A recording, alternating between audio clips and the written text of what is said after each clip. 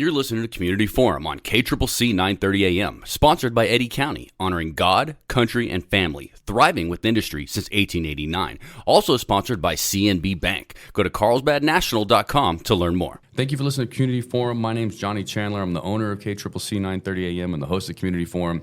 And with me today is my co-host, Sky Soto. Hi, everyone. Hello, Sky. As you all know, this month of March, every Thursday this March, we've been airing a Women's History Month special, right? If you will, a special podcast, special radio show. Sky's really the one that led this, but I've met some amazing women here in Carlsbad that I did not know. I did not know what they did. And so I've been quite impressed. And I was actually very, very impressed with Cassie Mars. Yes. And so Judy, and we're here with Judy Cox, who you should probably tell people on the radio who else we're here before I start referencing her. Judy Cox is the Student Development Advisor here at Southeast New Mexico College. Hi, yes. How are you doing, Judy? I'm good, Johnny. How are you? All right, like real quick, the thing about Cassie Mars that I really, really appreciated is she has a very high-level education, right? She works really, really hard. She has a really amazing job, and she did the whole thing without having to leave the state, right? Mm-hmm. And she did the whole thing by just going to Eastern New Mexico University, right? Which for me is a personal spot here, right? That's how I graduated from there as well. So I'm really, really proud of her. But I thought, like, for such a high technical degree, like the nuclear industry and auditing and all that stuff, that you did not have to leave New Mexico. And I think people think you have to. Right. No. Right. You can accomplish anything you need to accomplish right here in this state, in this region. Which is a great segue to Judy Cox, right? So Judy Cox is an amazing, influential person here at the college. The most popular amongst all of our students, for sure. I'm trying to compete, and I'm not. But she was also able to do all of this without leaving the state of New Mexico as well. Right. Okay. So as I said, that's my little spiel to start. We're going to let Sky take this over. I'm going to ask questions as they naturally come up. But let's learn about Judy. Yeah, thank you. So, Judy, tell me about yourself, your career, and where you're from. So I am from right here in Carlsbad, New Mexico, class of 1995, Go Big Blue, and Cave Girl all the way. After graduation, I decided that I wanted to be in the healthcare field. I attended EMS classes from Eastern New Mexico University, Roswell. Oh, yeah, ENMUR. And was a volunteer firefighter for Happy Valley Fire Department.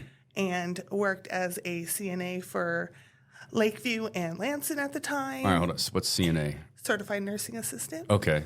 So you volunteered for Happy Valley Fire Department? And I was EMS. I used to work for Hartness Ambulance in addition. So I carried a cell phone, a pager, and worked graveyards as a certified nursing assistant in long-term care while being a volunteer firefighter and working for an ambulance service.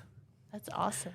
I did healthcare for 17 years. And I was at Lakeview for 5 and Lansing for 12. I started shifting from healthcare into more of an administrative side. I was an activities assistant and activities director for Lansing. And then one day there was an advertisement for, at the time we were at NMSU Carlsbad, and they were looking for somebody to be an administrative assistant for the nursing program. And I had met and worked with a lot of the different instructors for the nursing program. So I thought I needed a career shift. And I came to the college, and it's been 12 years in April. Wow. Yeah. Started off as admin for the nursing program, and then I became an HR assistant. Then, and all the while I'm collecting more and more certificates, right. Education, experience, and then I was the HR coordinator in charge of the HR department here. And then it'll be 3 years, I decided to be a academic advisor / student development advisor.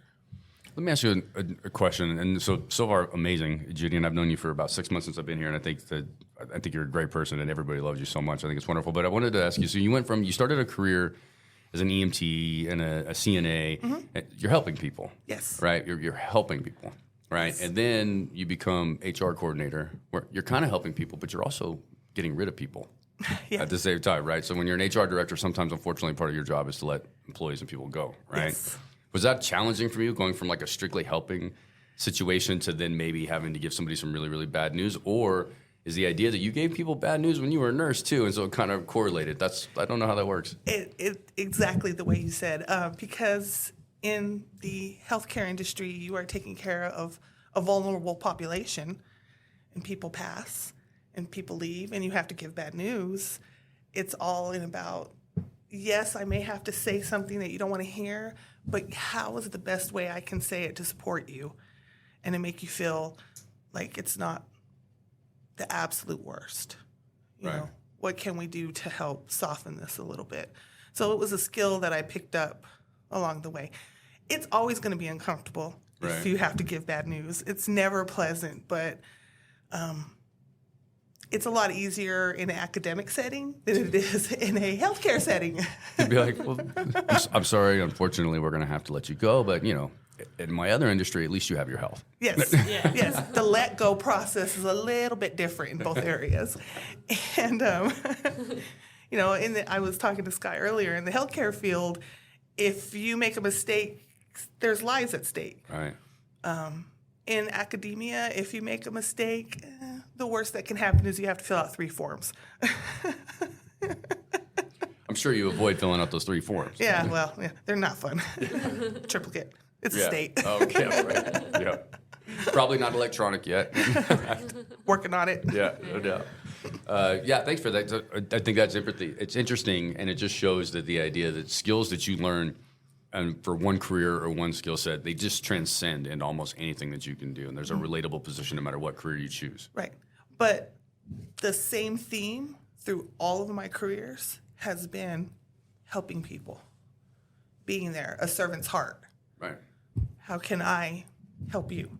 How can I help you, the student? How can I help it progress from one end to the other?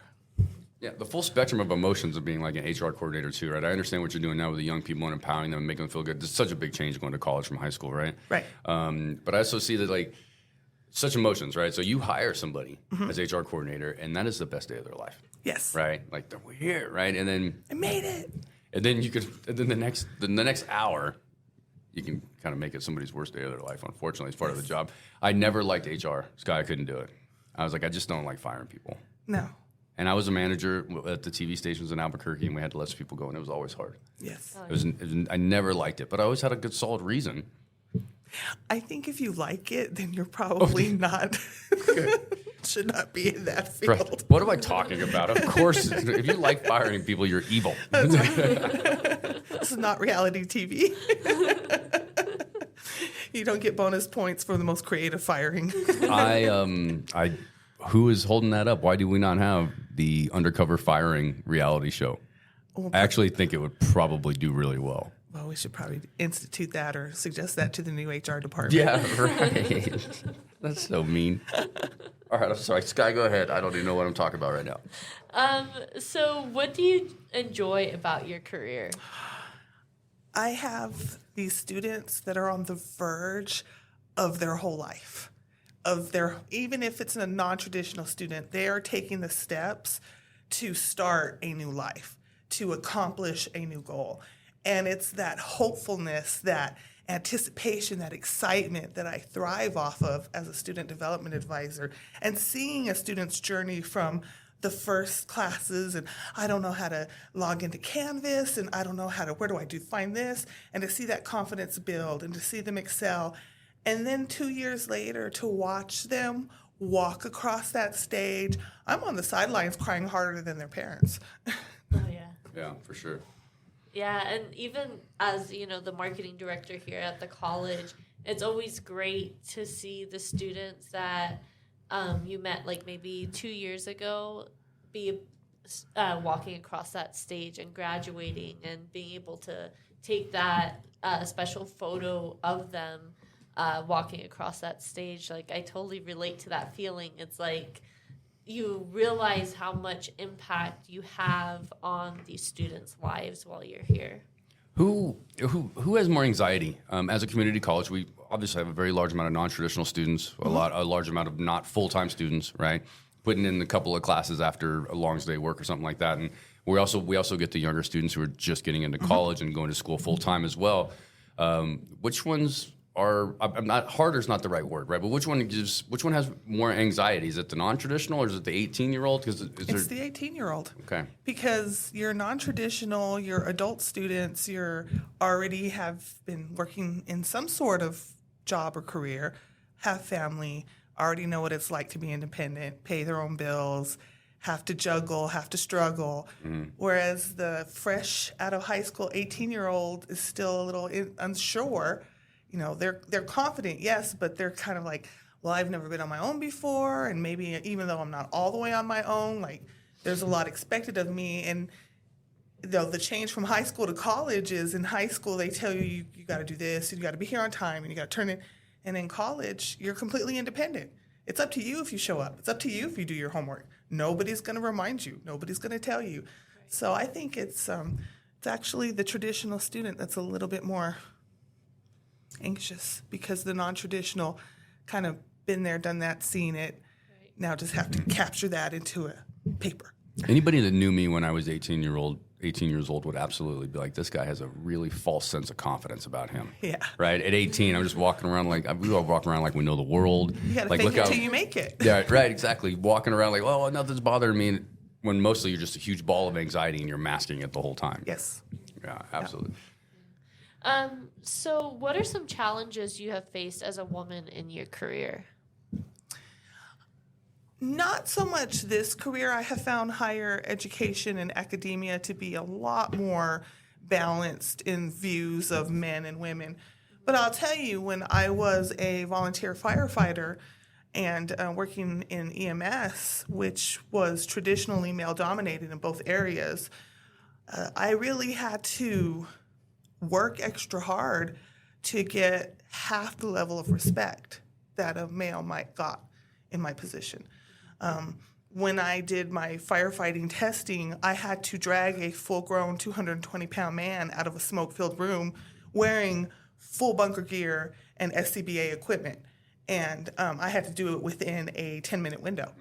And there was no breaks, and there was a lot of jokes, and is she going to be able to do it? And I had to prove I accidentally threw a table through the wall and punched a hole in the fire department while I was doing that, but I did it.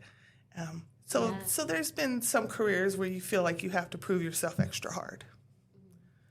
And what would you tell other women and girls, that might face these challenges? And I know I'm kind of like going off the script with the questions, but what would you tell them if they're ever in a situation like that? Oh, it doesn't matter what other people say, what other people think.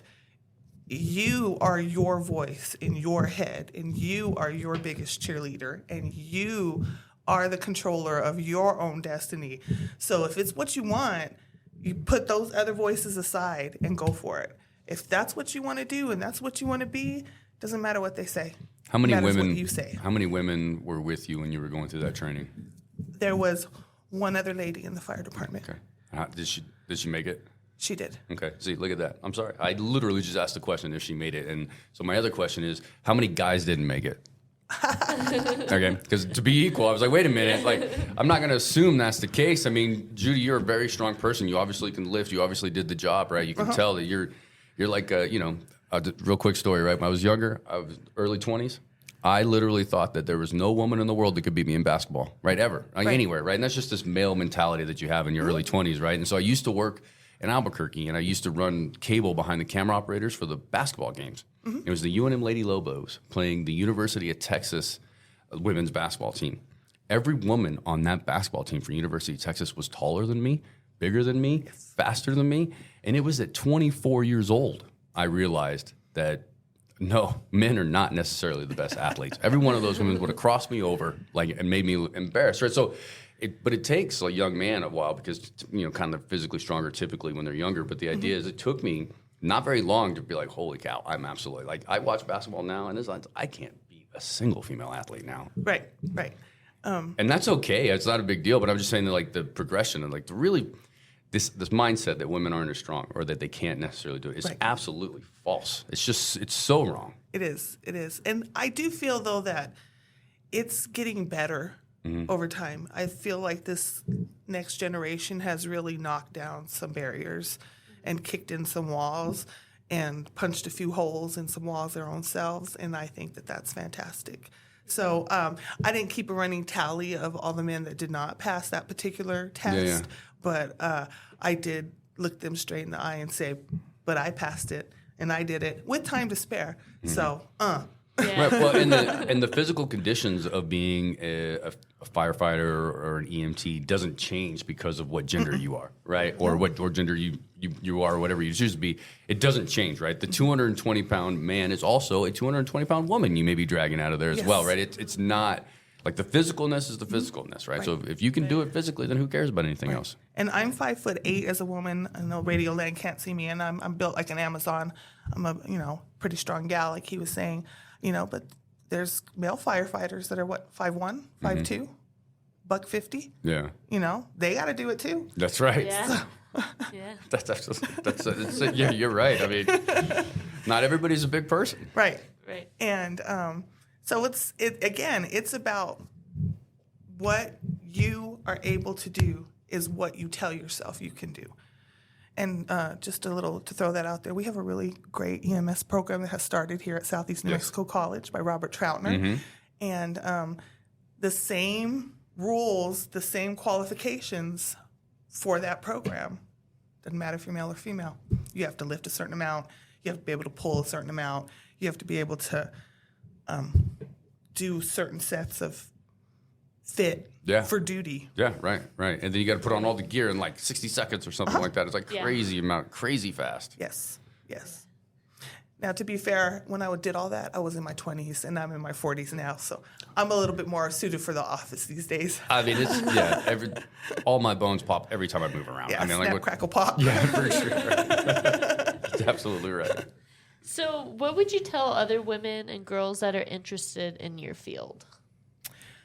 The field that I'm in now, I would say that just start by learning, picking up skills from various areas. Of all the different areas I've worked in, I've gathered skills and I've gathered different strengths. And but at the end of the day, all of those fields were about helping people.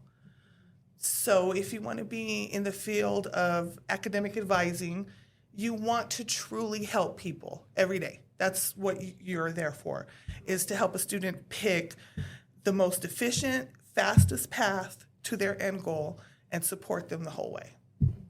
So just learn what bottom line, what it is in the field you want, and then that will help you accomplish that. And what does Women's History Month mean to you? Ooh.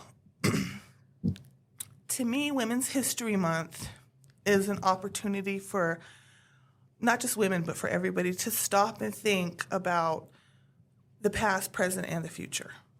What did women have to go through before? What do women go through now? What will women have to face in the future? Because, it's 50% of the population. Right. Big chunk. And it is interesting to see how many strides we've made as women over the last, few years. It's just incredible to see how many changes have happened since, my grandparents were my age and, what women are facing now in today's world. So I think there's so much more that could happen still, but it's also incredible to see how many strides we've made over the course of history. Yep. So I have one more question. What future do you hope for women and girls? The future I hope for women and girls is just, can we get to a point in time where people aren't asking that question? Can a man do it? Can a woman do it? Can it just be, can that person do it? Can a person do it? Does it have to be so divided? Does the woman have the skills to do this? Does the woman have the skills to do that? Again, I feel like that's almost gone. There is still some shadows of it, So I would hope for in the future, let's just get completely past it. So the best person for the job, right? In general, Yes. like the best person for the job. Right. Right. Whatever that job is. It kind of makes it difficult sometimes, though, because like it is hard. I mean, men and women have a hard time competing in sports against each other, right? If they were going to, right? Like if we were the best person for the job, it's like that's a real difficult thing. So that's why we have to have those separations, I believe, still. But I don't, my thought is Caitlin Clark right now. We all knew anybody. You two know who Caitlin Clark is right now. She plays a college basketball player. She plays for the Iowa's women's team. And she has broken every single record that's ever existed in female basketball, and they're going to the March Madness tournament. So it's all kind of topical right now. She is incredible. She is single-handedly making like women's college basketball almost as famous as the March Madness tournament. Like she's really, really doing incredible work. And she's amazing. But I don't know, do you think, and this is a weird question, I'm going off script here, but do you think there's ever a situation where we can have a co-ed league that's just as popular as a regular league? Is that ever possible, like co-ed softball on a Sunday afternoon? Or is there too much physical differences for some for that to happen? Maybe that's one of those things that in the future We should have like a third league, right? co-ed third league. I mean, I think, look, when I play softball, I love playing co-ed softball all the time, right? I like playing co-ed softball more than I did with just all the guys, right? Because then the guys it's over the top competitive. It's a Sunday afternoon. I just want to play softball a little bit, right? You get the co-ed teams going, and some of those girls were way better than us. Yes. You know what I mean? And so, like, I felt like when we're on that co-ed team, and it's obviously in professional athletes, right? We're just like recreational people. But when we're on that co-ed team, like, the women on our team make us stronger than if we had a team with just men. Right. And so I just think of that little Sunday afternoon softball model, and I was like, is there a model out there on a more professional level? Yeah. I mean, agreed. It would have to be best person for the job. But Judy, I tell you what, I'd have you on my softball team in a minute. Oh, I used to play softball. You can hit a home run, I guarantee it. Oh, What about that's you? what I used to do when I used to play softball. I was a designated hitter. Yeah. Because I can't field for nothing, but I can hit like nobody's business. What about you, Sky? Are you athletic? No, I'm not. I'm just going to say that I'm not athletic. My hand-eye coordination is crap. So, yeah, I am not athletic. But I was in color guard in high school. So There's coordination related to color guard. So that was probably the most athletic I've been in my life. I think I was in soccer like once, and that's when I found out, like, you know what, sports aren't for me. Judy, and I appreciate the conversation. We've got a little bit of time left, a few more minutes left. But one thing that we haven't done in all four of these interviews, right, and maybe you can help me on the fly here, is we haven't put Sky on the spot, right? So here we are, the whole month of March. I love where this is going. We're doing a special series, right? We're influential women in Carlsbad in honor of Women's History Month, and we would be remiss to leave out Sky Soto.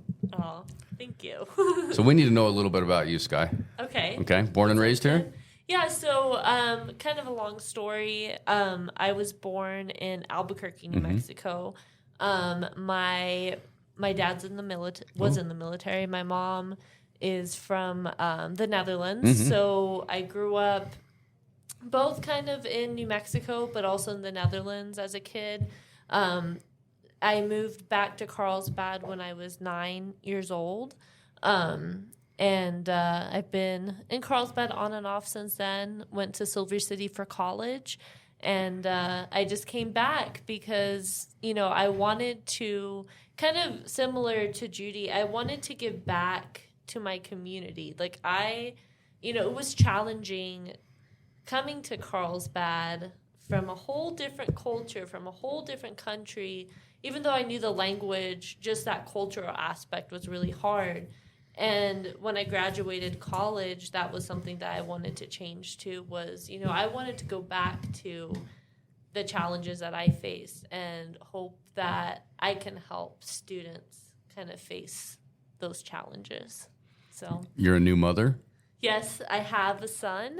How old is your son? He's about almost going to be 8 months this right. week. So that's been another challenge of juggling like motherhood and working full time. I mean, sometimes I've had to have pep talks with Judy of like, what do I do? Like, how do I deal with these emotions? Because it is hard. It's hard when you have been very career driven and now it's like, okay, I have this human being that's like at the forefront of my life. Like, that's the most important thing. And so far, I'm very lucky to work at the college because they're very, very supportive of their staff. And everyone's been great. Everyone that I've worked with has been very great. And they're always checking in on me of, like, how I'm doing, like how I'm handling motherhood and working. And that's been great.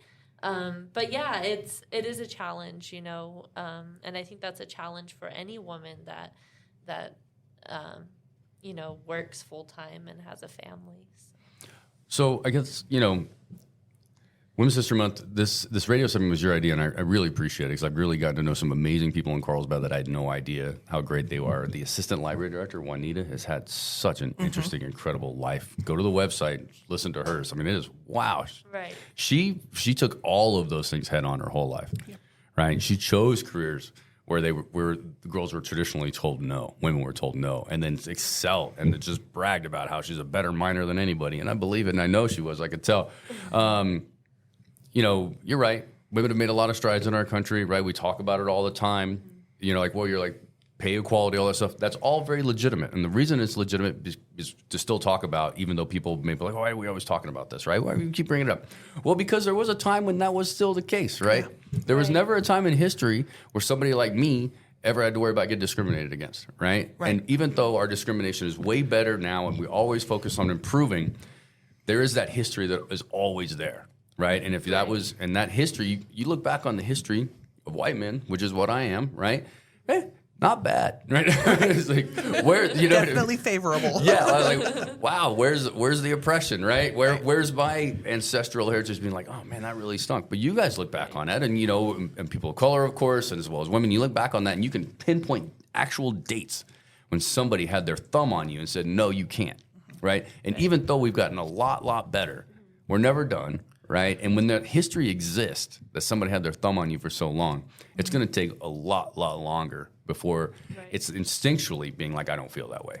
Does that make any sense? Yeah. Well, I feel like your last comment, it kind of incorporates that. No, you did encapsulate.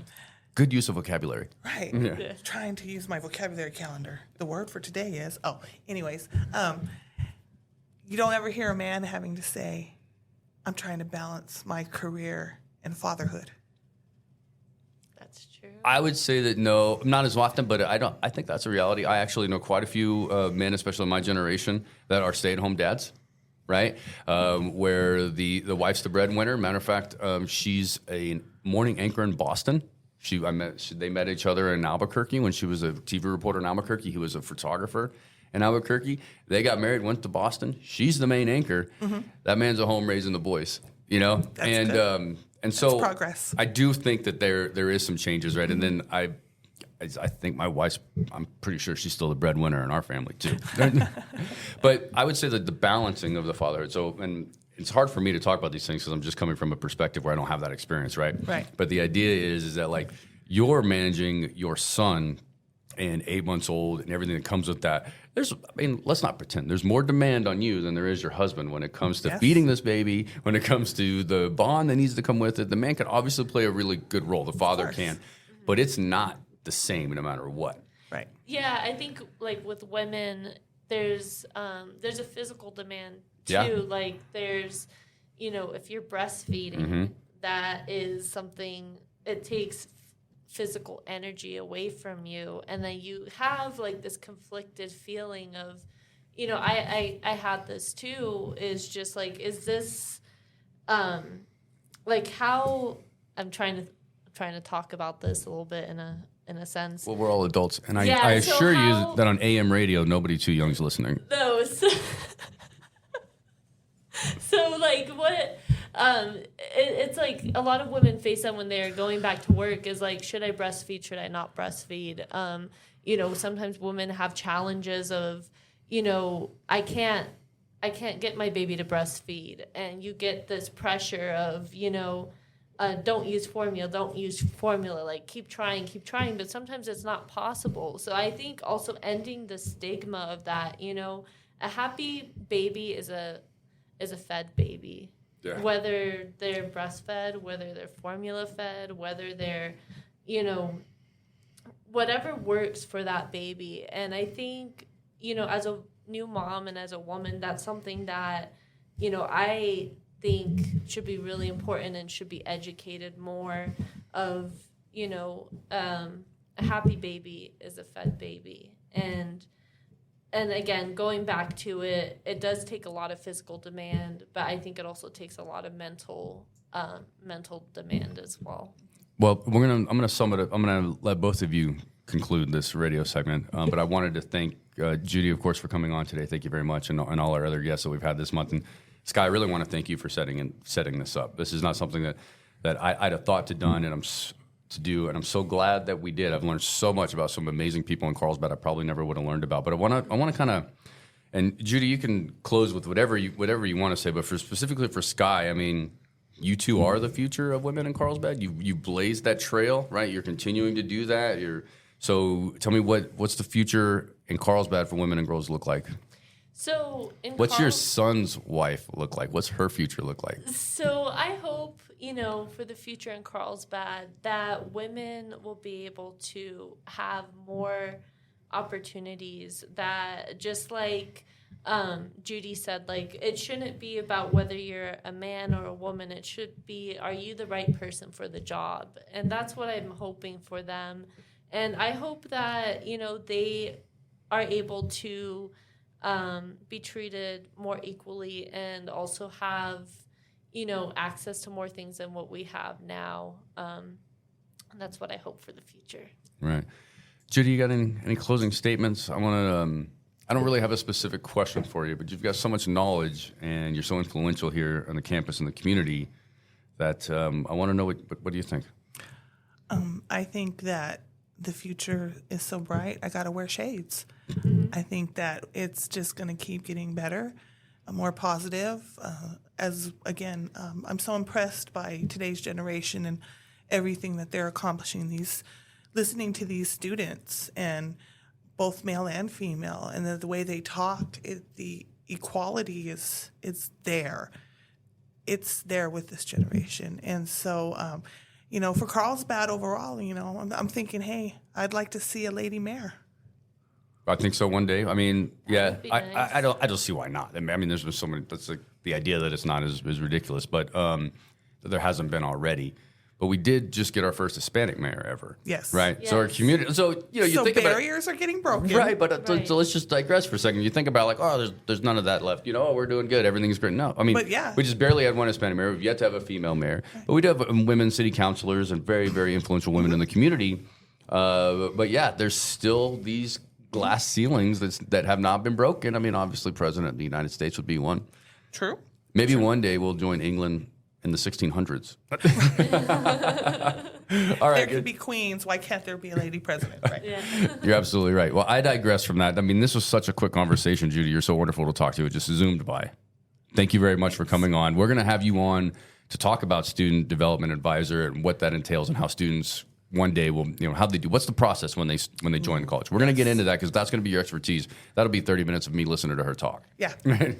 And I will have a lot to say because it's a really cool process. Yeah, we're going to get into that. And we're going to try to air that before we start in the fall semester of 2024, probably, because we're almost done now. Perfect. Right. And then, Sky, thank you very much. I appreciate it. Yeah. And I'm, as I've said before, and I'll say this again when we're closing, it doesn't need to be the month of March only to talk about how women are doing great things in Carlsbad. Right. So let's just, as these come up, Sky, let's get in here and let's profile some really amazing women doing really great things in this town. Yeah, that would be awesome. Right. All right. Well, thank you both very much. Thank you, Johnny. You're listening to Community Forum on KCCC 930 AM, sponsored by Eddy County, honoring God, country, and family, thriving with industry since 1889. Also sponsored by CNB Bank. Go to carlsbadnational.com to learn more.